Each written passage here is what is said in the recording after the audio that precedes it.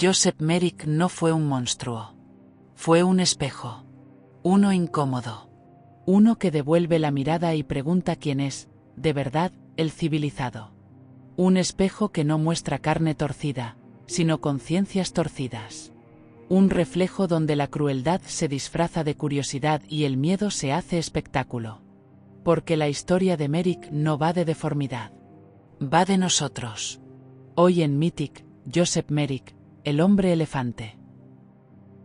Joseph Carey Merrick nació el 5 de agosto de 1862 en Leicester, Inglaterra. Una ciudad industrial, dura, cubierta de hollín y de jerarquías invisibles. Nació aparentemente sano. Ningún presagio bíblico, ningún rayo cayendo del cielo. Un niño más, en una época donde sobrevivir ya era una proeza. A los pocos años, el cuerpo empezó a escribir su propia narrativa, una que nadie pidió. Crecimientos anómalos, deformidades progresivas. Una asimetría brutal que avanzaba sin pedir permiso. En una sociedad obsesionada con la apariencia, Joseph empezó a desaparecer incluso antes de ser visto. Su madre creyó, como muchos, que el origen de su condición estaba en un susto durante el embarazo, un elefante de feria. La ciencia aún gateaba, y la superstición caminaba erguida y orgullosa. Así nació el apodo que lo perseguiría hasta la tumba, el hombre elefante. Un nombre que no describe, reduce. Un nombre que tranquiliza a quien lo pronuncia porque convierte lo incomprensible en espectáculo. La enfermedad avanzó, el trabajo se volvió imposible. La familia se desintegró como suele hacerlo cuando la miseria entra por la puerta. Joseph terminó en un asilo para pobres, esos almacenes humanos donde la dignidad se cambiaba por pan duro. Allí no era una persona, era un problema logístico. Sin opciones reales, Merrick aceptó exhibirse. No por vanidad, sino por hambre. El circo no fue una elección artística, fue una estrategia de supervivencia. Tras una cortina, la gente pagaba por mirar. Reían, se horrorizaban, se persignaban. Joseph, detrás del telón, escuchaba. Y aprendía algo devastador, que el ser humano necesita creer que hay alguien más abajo para sentirse arriba. En 1884 conoció al cirujano Frederick Treves, del London Hospital.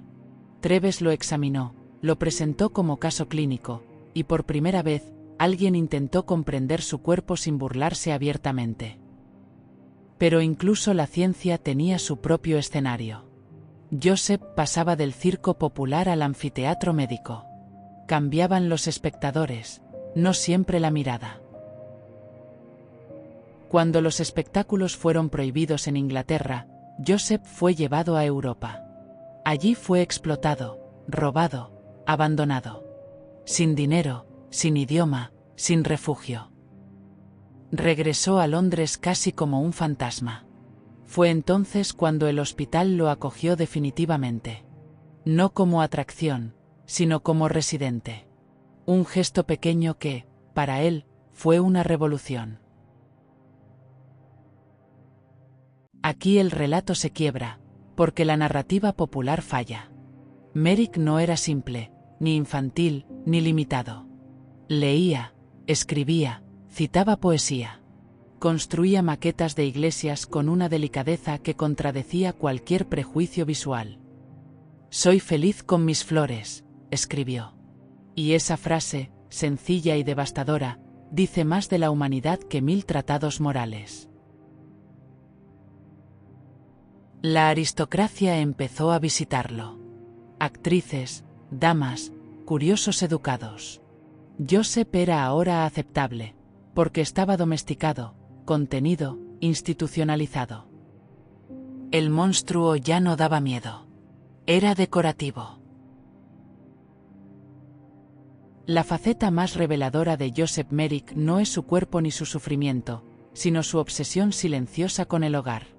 Mientras el mundo lo desplazaba, asilo, feria, hospital, Joseph construía casas con papel, cartón y paciencia infinita. Iglesias, sobre todo. Torres, fachadas simétricas, ventanas imposibles. No es un detalle anecdótico. Es una declaración filosófica. Un hombre sin lugar en el mundo dedicó sus últimas fuerzas a imaginar lugares. Mientras la sociedad lo veía como un error biológico, él levantaba estructuras estables, armónicas, bellas. Donde otros veían deformidad, él proyectaba orden. Donde recibió caos, devolvió geometría.